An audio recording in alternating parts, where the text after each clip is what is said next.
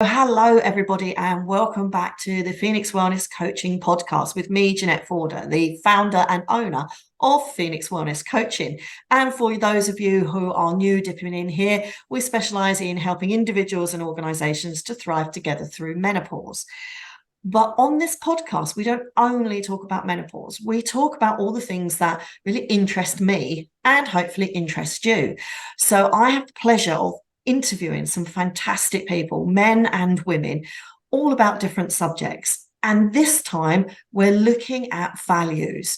And if you've been following for a while, you'll know that I came to understand my own values late in life, I say in my early 30s. But when I look back, everything that I do now and every action I've taken shows up one of my values, one of those things that really is important to me at my core. But I only realized that in recent times. So what I wanted to do was bring some fantastic people on here that either I've met over the years or we've just suddenly met and got a real synergy.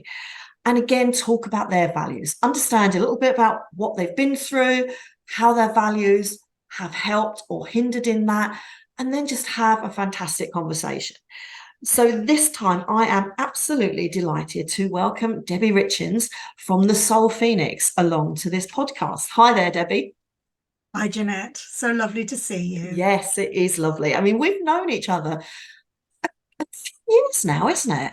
We have, yes. Yeah, Yeah. and I don't actually remember how we met. It must Yeah, be through some sort of networking we were doing. absolutely. And then Yeah. we kind of lost touch a little bit. We're following each other on social media. And then both of us have found ourselves into a fantastic women's business networking membership group called Be Your Own. Fantastic group. I'm not kidding. The WhatsApp is alive with Yeah. activity, help, support, and laughter. Although, sometimes I do open it and go, 350 messages. Oh, my Lord. But it's And great, isn't it? it has such a loving, vibrant energy. There is no catcall, bitchiness, nothing. I It's completely agree. pure loving and thoughtful and Yeah, compassionate. yeah. And that, I have to say, one of the first things I've loved about it, because that's quite rare. Yes, I completely agree. And I do lots of networking outside, and that sometimes is a quality that is missing. But then, I've always said when you get groups of women together, they can really be magnificent and change the world. So we're here to change the world. But interestingly, we have something in common, which is the name of our companies. So mine is Phoenix Wellness Coaching, and you are part of the Soul Phoenix. So, Phoenix, before we get into talking and learning more about you, Debi, I'm just intrigued. I know why I chose Phoenix in my company name. What about you? What does the Soul Phoenix represent to you? It's so interesting you asked that question, Jeanette. For me, the Phoenix actually has been something that many other people have pointed out about me and how I Interesting. have come through various incidences in my life and how I've risen, but also how I've helped others rise and how I continue to help others rise. And soul, it's a deeply entrenched part of who I am. And it was when my clients started calling me a phoenix of the soul that I just got that little goosebumpy shiver and was like, Yeah, actually, yeah, three people have called me this on the trot now. I really ought to just get on and sort it. definitely. And Someone is telling you yeah, Phoenix has got to be your name. absolutely. And then I already had the Phoenix logo because the Phoenix Yes. logo came in a dream now because of years and years of lived trauma. I stopped dreaming a long time ago. It's part of trauma is that your unconscious mind doesn't chuck all that stuff at you in the night. And so trying to recall dreams was a thing that was quite alien to Mm. me for a long, long time. And I addressed a certain point of grief in my life and the trauma that went with it and the loss that went with it. And that night, I dreamt of this beautiful bird And the next day I was having a branding session with my new chap that was helping me to set up my brand. And I said to him, "Oh, Ian," I said, "I have to just tell you, I had a dream last night, and in the dream was this beautiful phoenix in my branding colours." And that's as far as I got, because he said, "Oh, you're one of the woo-woo lot, aren't you?" Now, it's an in-joke in our grief family of grief specialists, a bit of an in-joke. Oh, okay. So we'll just park that over there. And this is how I work. I do X, X, X. And I'll come back to you in 2 weeks with 3 different ideas, blah, blah, blah, based on everything we've talked on today. And he came back in 2 weeks and he said, "I gave up. Here's your phoenix." I We love never it. even discussed the phoenix. And she is exactly how I say she, but I could be she, could be he, you know, it is exactly what Amazing. it looked like in my dream, right down to the colours. And the colours are Wow. very pertinent as well. I had my colours done by the most glorious, glorious friend in House of Colour 10 years ago. And these are the 3 colours I was told as a child that I would never be able to wear. And they are my 3 strongest colours. That what an amazing story. I just love that. And it has so many, well, it gave me goosebumps, but so many parts of it resonated because for me, the phoenix represents transformation and rebirth. And when I went through menopause and kicked my day job, my corporate life into touch, I knew I had to rise and wanted to rise as someone different doing something different. I had no idea what to call my company, not a single clue. And then I was part of a meditation circle, all brand new to me, but I wanted to connect with this. So I sat down in this meditation circle. All sorts of things were going on, taken on a fantastic meditation journey. And at the end of it, I said to the lady, she said, "What did you see?" I said, I don't think it was a bird, but I saw a butterfly, I think. Beautiful butterfly, but with really fiery colours and like she was on fire. She said, "Oh, like the phoenix rising." And it was like, bingo, that's the name of my company. And my logo is actually a butterfly, but in the same colours that you have with yours, in those beautiful golds, oranges, and reds. So many similarities. Not a surprise we're sitting here talking, is it? It's not a surprise that we became attached to each other all those years ago when we first met.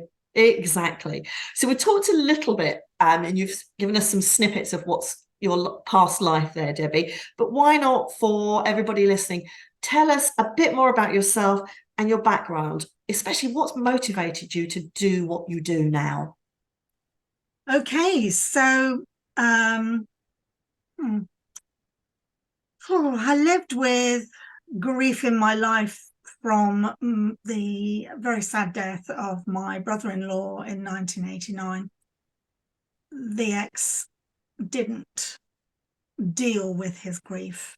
He would not accept that he needed help, and his grief was assuaged with alcohol, and it wasn't pretty. And I lived with that, and I thought things were getting better. And then we had our first child, but it was obvious that it was always going to be a thing. And so alcohol was just a part of our world.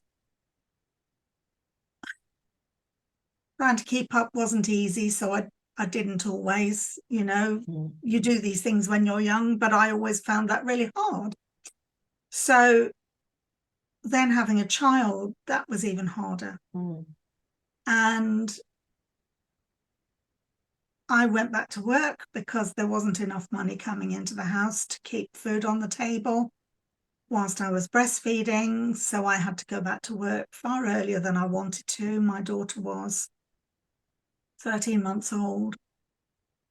16 months old, I was poached by the local dentist to go and work for him, which was quite a surprise. And that started my career in dentistry. I was part-time in the reception. I loved what I was doing, loved what I was learning, and I learned. I was just like a sponge, taking it all in, but the ex didn't like me getting wage rises or, extra gifts at Christmas or training or accolades, you know. And whenever I'd go home and say, oh gosh, I've achieved so and so, I'm amazed I've got a wage rise. Well, I don't get wage rises because he was self-employed, but he only did what suited him. He didn't do what we as a family needed, which is why I'd had to go to work.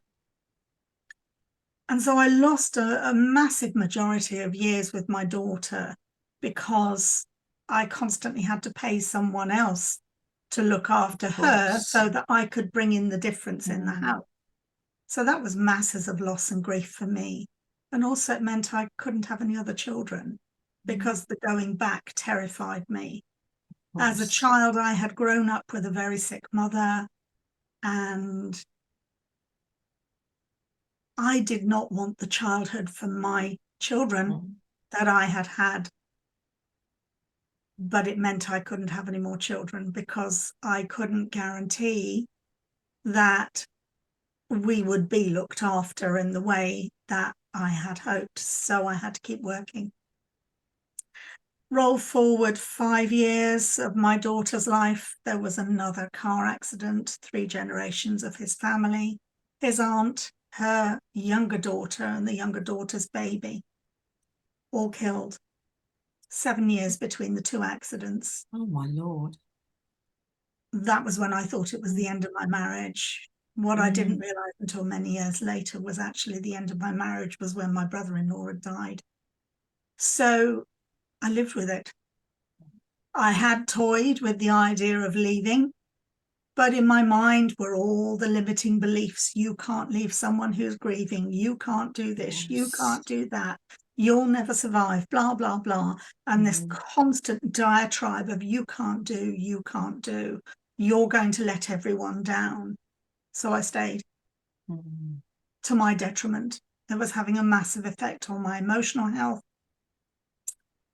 I created a me that I didn't recognize to cope with it. I created this all happy, bright person who was absolutely dying inside constantly. And then I had a car accident and I had been locked in the car because the impact had seized all the locks. I was checked out by the ambulance and the fire brigade. They were satisfied I was okay and said, yes, you can make a phone call. You know, when you had your 20 minutes on your mobile phone in those days. Yes, of course, yes. So I rang him up and I said, you know, just needed you to know that I'm okay, but I'm in a car accident and I can't actually get out of the car. And he said, I suppose it was your fault, was it?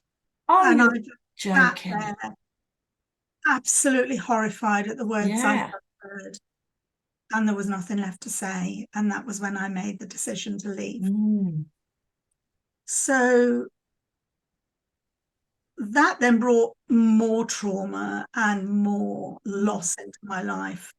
My relationship with my daughter was, to all intents and purposes, severed. I wasn't allowed to have a home where she was with me because I was expunged from the family home as quickly as he could possibly do it. And then he abandoned the family home and took her elsewhere completely. Other people became involved, and she soon went from being my loving child who wanted both her parents to somebody I didn't recognize, somebody who was busy telling me how I was no longer Mrs. Richens, how I shouldn't be wearing my wedding and engagement ring anymore, how I wasn't allowed to use my married name anymore. And I sort of turned around and retorted, well, sorry, my whole CV's in my married name. Yeah. I'm not giving that up anytime soon. And while you're still my daughter, I'm still your mother. And so that will be my name. But there were a lot of things said that were just awful. And so many, you know, that so many people in my world of alienation and estrangement hear day in, day out from various different directions. And that to me was the greatest loss. More than anything else was that precious, precious relationship with my beautiful daughter. And I met someone who was talking about grief while I was networking, talking about how to change how you are living with grief, how to acknowledge it fully. And I investigated and I just thought, okay, this is it. This makes sense to me. Mm. This isn't somebody making me feel bad about myself. This is somebody giving me a space to speak honestly about how I feel.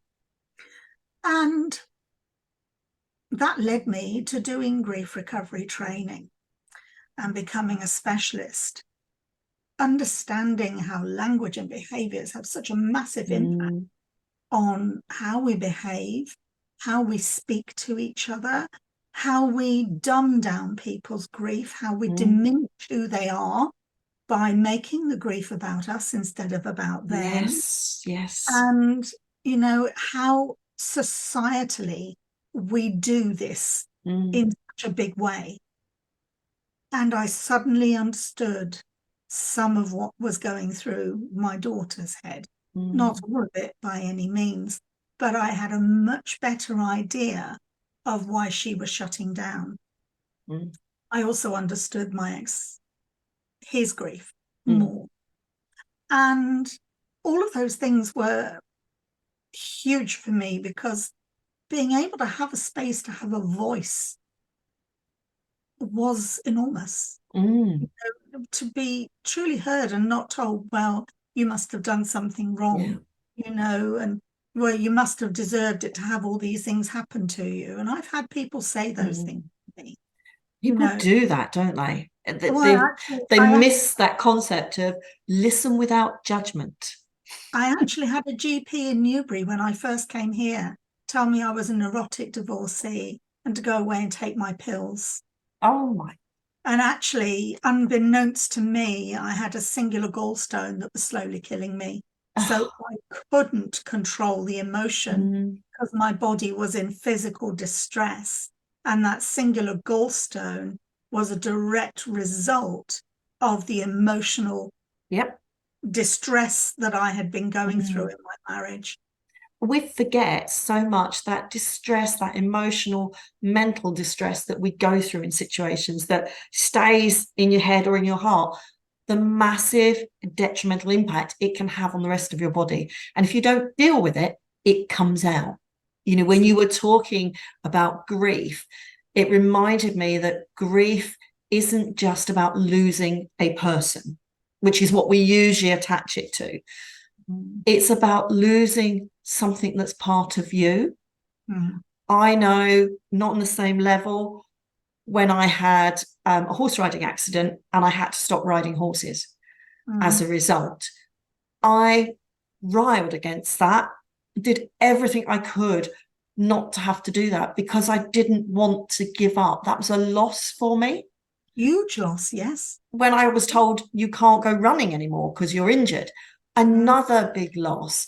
And Mm. until you realize that loss comes in so many different forms, you'll never be able to understand and work through grief. Exactly that, you know, and this was one of the big realizations for me. You know, I'm usually pretty good at getting on with people. So when I moved to Newbury and I got my job and I was living in a shared house, so I was surrounded by people and I got on really well with them. And, you know, I got on with the patients in the dental practice and it was okay. You know, it was survivable. I Mm. wouldn't say it was thrivable, but it was survivable. And when I did grief recovery, it suddenly dawned on me that the loss wasn't just the marriage, the relationship with the person I thought I'd be with for the rest of my Mm. life, and the loss of the relationship with my daughter. It was also the home I'd been building around them. It Yeah. was also the community I was living in, Mm. the friendships that were right on my doorstep, Yeah. because all of those things went in a blink of an eye. Yeah.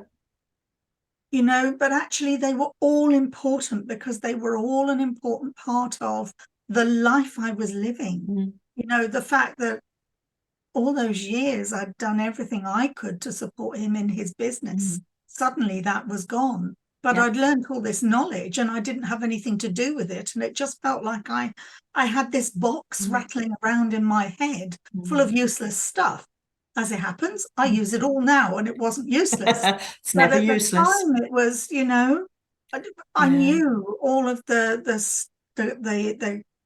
stuff to do with the business, to do with the sales and the purchase and all of those things. And I could rattle off, all those things. And all of a sudden it was like, I likened it to hitting a brick wall. Yeah. My life just stopped in an instant. And then there were so many other things, community. When you're used to going to your local library, you're used to going to your local supermarket, your local park, meeting your friends in the street, meeting your friends at the school gate, meeting your friends at community events. All of those things just stopped. Yeah. And I hadn't realized, because I hadn't anything to fill them with when I moved to Newbury. You also don't realize that how much that loss impacts your identity, the person that you see yourself as, and that you project to the world, and your place in the world. Exactly. Your daughter saying to you, you're no longer Mrs. Richens, so you can't use that name. That was a massive part of who Debbie was and Debbie is. So actually, you have to hold on to those things. Yeah. But 20 years, and at that point it was over half the life that I'd lived. Yes. And all of a sudden my identity was being challenged. Yeah. And I did rile it. It was one of the things I did sort of go, well, no, that's not happening, forget that. Yeah. And but it was it took me many years to understand the depth of it, and to actually acknowledge how I felt about that. Because it wasn't just those things. It was the garden we were building. It was the animals that we had in the house that were all part of our family. Yeah. And it was the neighbours in the community that we'd made friends with. Yeah. So many losses that you just don't think of, and nobody else does either. No, absolutely. And also don't forget the loss of the future that you thought you were going to have. Absolutely. That you can never quantify. No, and this is the other side of grief. The loss of future is a massive one, because in our heads, when we get married, it's 25th wedding anniversary, 30th, 35th, 40th, blah, blah, blah, blah. Retirement, that first holiday abroad on a ship or something, children growing up and going through their education and getting their exams. At 14, I lost that connection with my daughter. So I never got to go through her studying, her exams, her first date, her marriage, all of these things, even her divorce. I never got to be there to support her through any of those things. Christmases just vanished. Birthdays just vanished. Any other high days and holidays just suddenly weren't there anymore. So it's a massive loss. Yeah, you don't realise the extent of it, do you? No, you just have this gap, and you really do feel lost. You don't know how to fill it.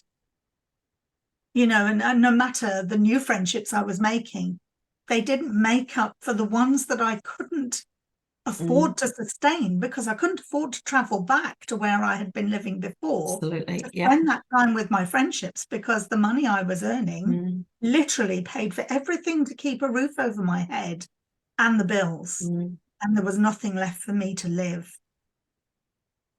And it was an incredibly isolating time. Even more so than the isolation I had actually experienced within my marriage. Yeah. And that, again, so many people go through that. They can feel lonely in a crowded room of people. They feel isolation with the person that's meant to be, meant to be the life raft, not doing that. And that's hard, really hard. I've seen it with other friends, my sister-in-law, I've seen that isolation that they feel. And as a person on the outside, you just don't know what to do to help. But I guess in your role with grief counselling, that's where you can step in and help somebody. Well, yes, so it's really interesting, because I'm also an alienated grandparent.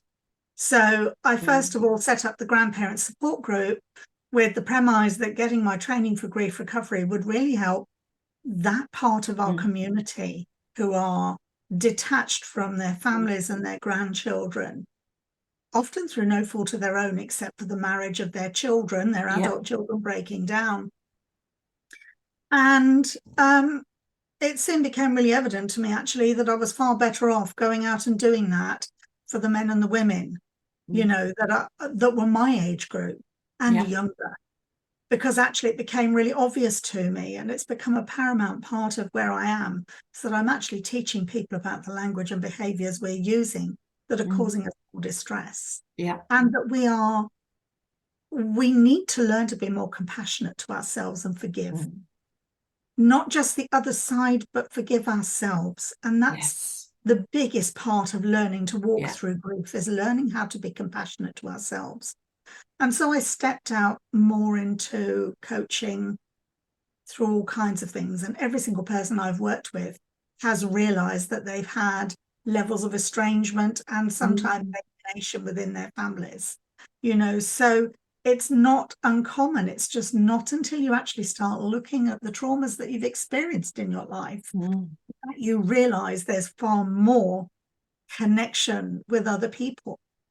You know, part of what brought me into this is there is a book written, and off the top of my head I've forgotten what it's called, but in that book it explains that over a quarter of the population of the world live with alienation and estrangement. Gosh, that's a horrendous thought. The figure is something like 29% of the world now.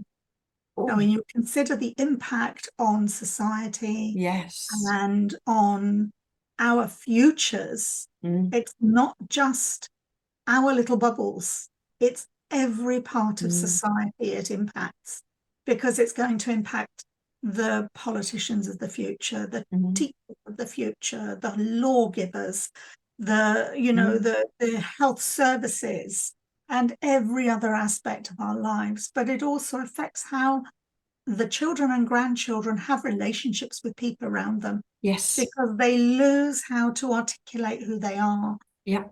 I lost how to articulate who I was, and so many of my friends are in that place who live in this world of alienation. And the impact on society actually really frightens me. I mean, I know as we went through COVID, on a different scale, but COVID, we all experienced extreme of alienation, not being able to see friends and family. I remember planning a Christmas, you know, parents coming around, and it was like a week before, and Boris went, "No, you're not having Christmas in Kent, you're at tier 3 or something." Absolutely awful. I had my parents, who are in their late 80s, crying on the phone because they were going to miss it. And again, because, as they said, being acutely aware of their age, how many more opportunities will we have? And that was huge. And we know that as children went back to school, they had lost the ability to communicate with one another because it was all online. And the more we do that online, the more alienated we all become. But it had a massive impact on behavior, as in the difference between good and bad. Because at home it was very, very less easy for parents to create good levels of discipline, often when everybody was living on top of each other, because there were so many people in the house. They never had the peace they needed to do work and study, because often the internet was awful, so there'd be a lot of upset and anger about that. So when they went back to school, the levels of discipline went all over the place. And that's also a massive part of what goes on with disconnection in families.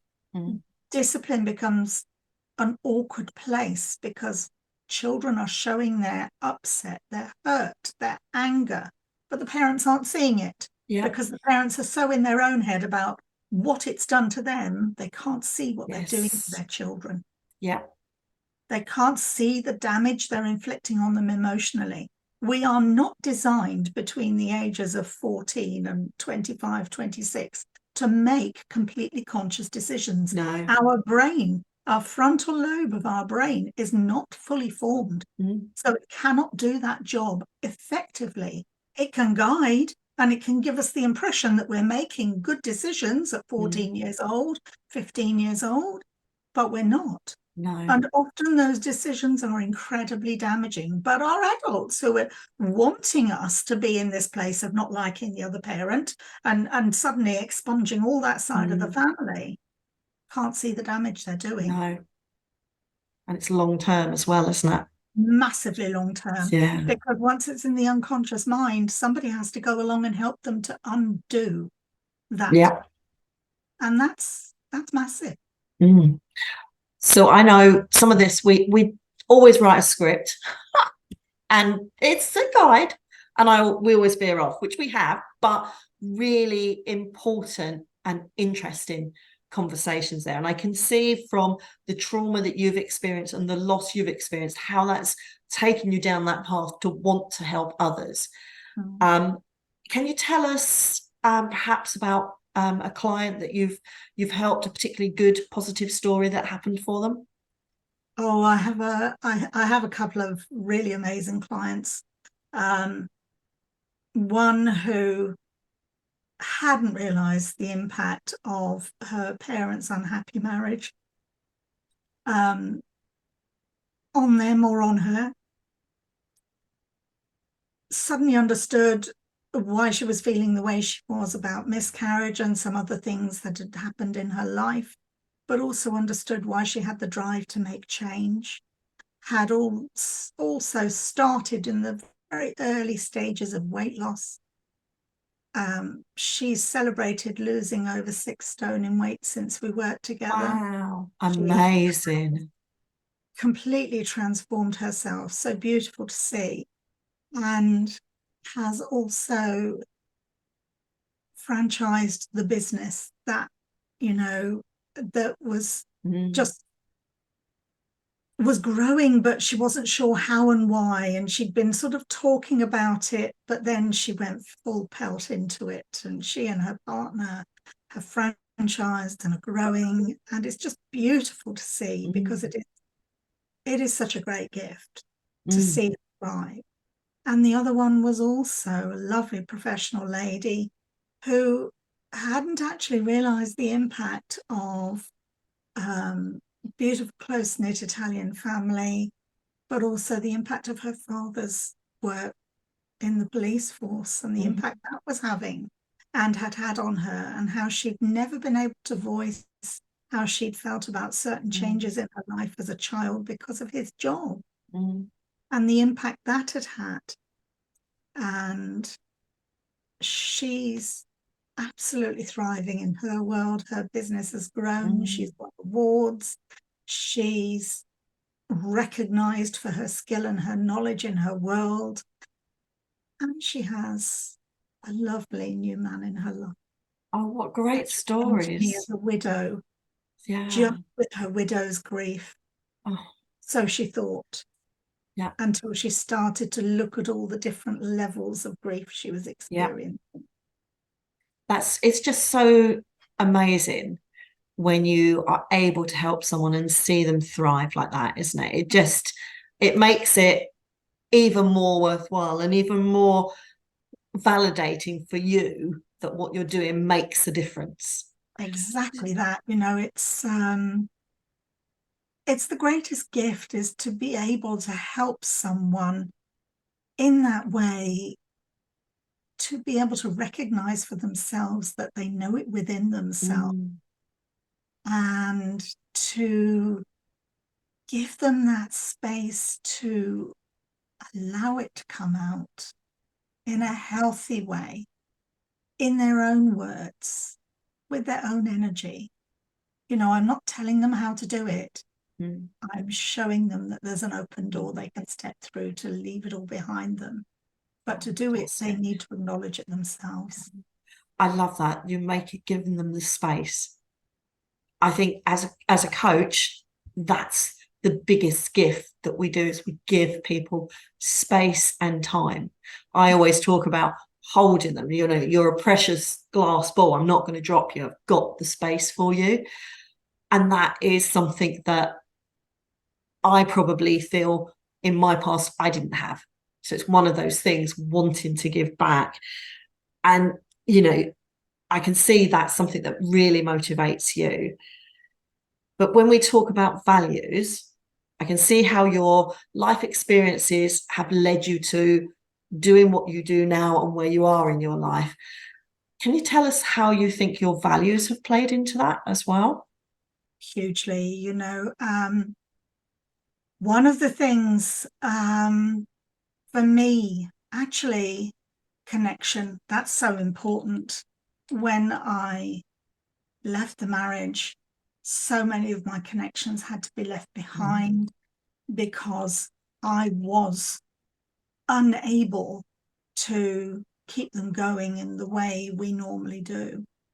And that was hugely down to finances and, simple things like putting enough fuel in the car to get myself to work.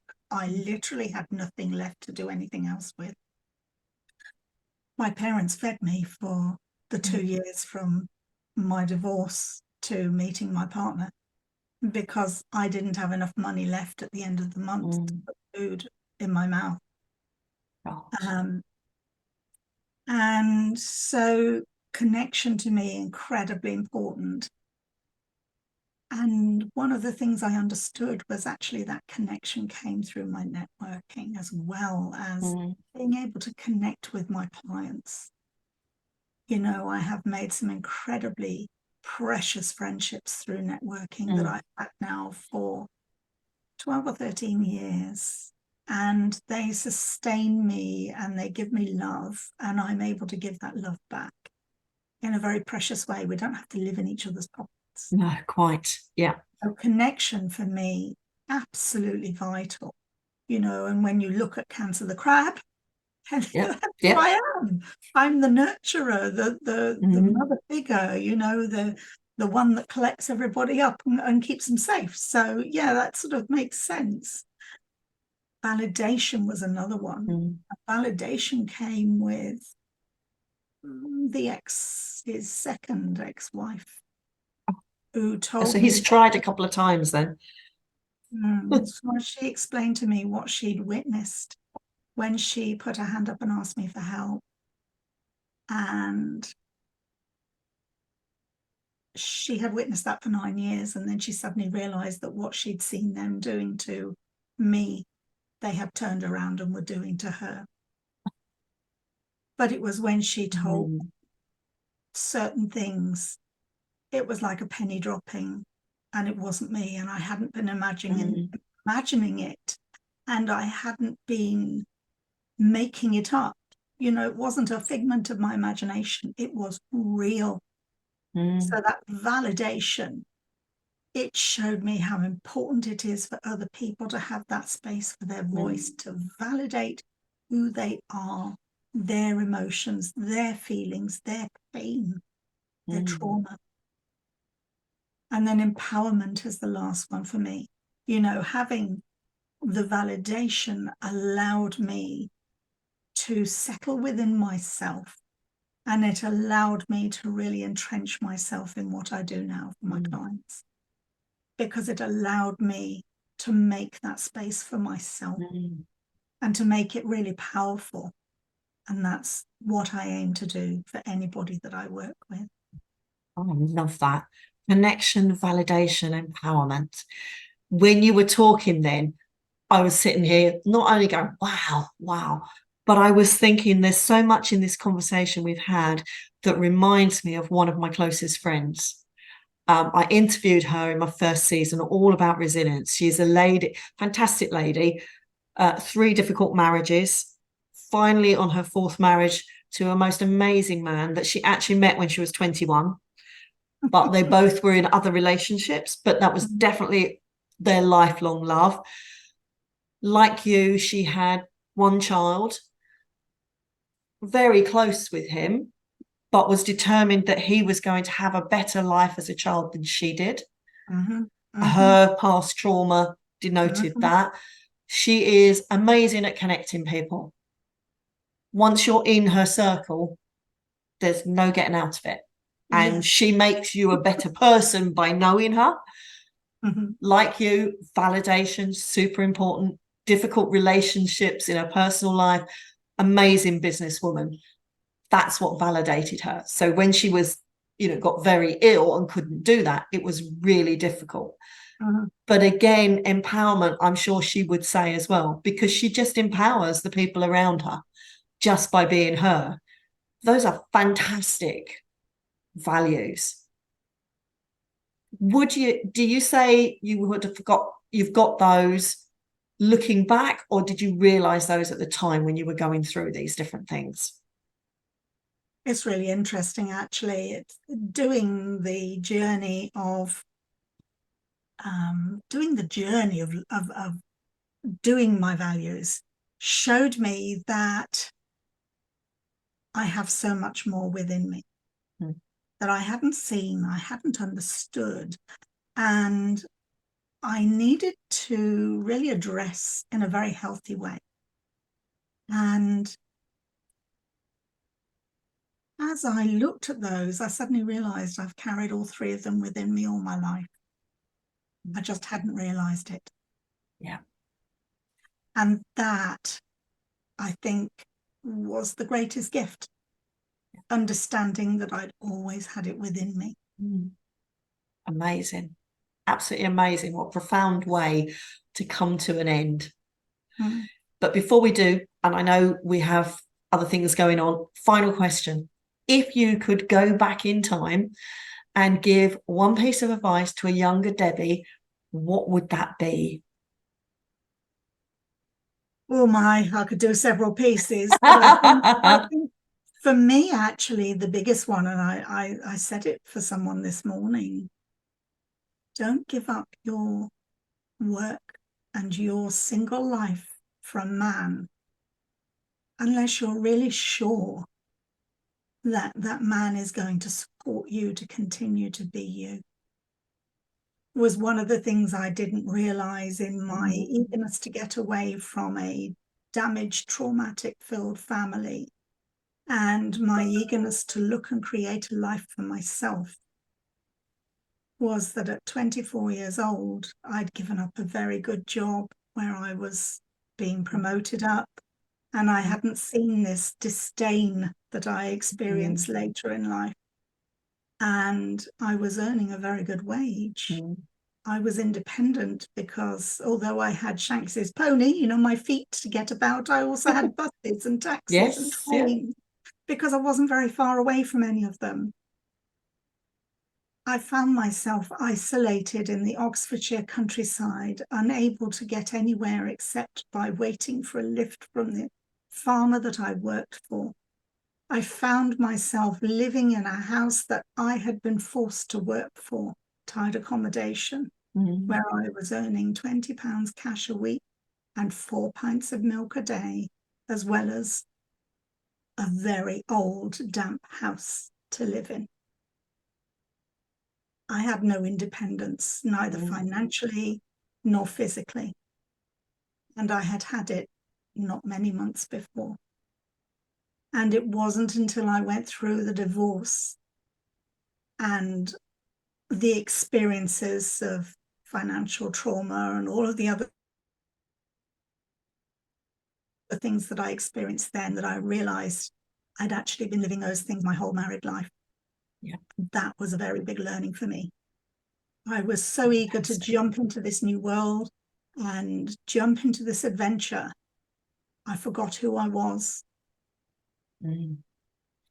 There we go, everybody. There is a lesson. Never forget who you are. Never lose that connection to who you are. I think that's, as I say, really profound. It has been an amazing conversation. I love every conversation I have with you, Debi. I learn new things about you and new things about me. And it never ceases to amaze me. What people can't see is I'm sitting here on a Zoom call, nodding, smiling, feeling your pain when you talk about the trauma. But this is why we get on. We're so honest. Your honesty in talking about what you've been through and how that's helped you to realize those values were there and to move forward with your life is just amazing, absolutely inspiring. So I would love to say thank you so much for being here. And I will be releasing this recording very soon on my podcast podcast link. Get it, podcast feed, that's the right word. But before we go, Debbie, just very quickly, can you tell people how they can find you? Because obviously you do run a business as a grief counsellor. So yes, grief coach and Coach, mentor, sorry. counselling. No, not at all. It's very common because that's always been the term for so many years. But no, I coach because coaching is about empowerment and tools. And counselling tends to keep you in that loop. Yes. So yes, on Facebook, either people can connect with me personally, or they can look for my business page, Debi Richens, the Soul Phoenix. I'm Debbie the Soul Phoenix on Instagram, and I'm also on LinkedIn. So there's a few places they can find me. Brilliant. You're on all those lovely channels. So fantastic. If you want to talk to Debbie more, connect with her, please do go ahead and do that. She is amazing and well worth the connection. Really interesting person to be following and get support from should you need it.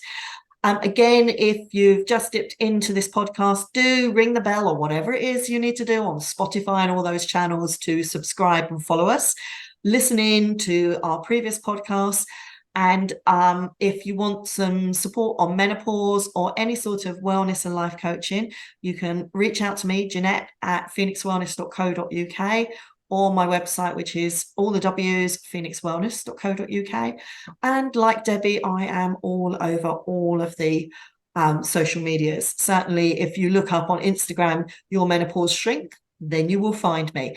But it's been my absolute pleasure, and I look forward to welcoming even more wonderful guests in the coming weeks and to hearing your comments, thoughts, and views on what we've talked about. Thank you, everybody, and thank you especially to Debbie. Thank you, Jeanette.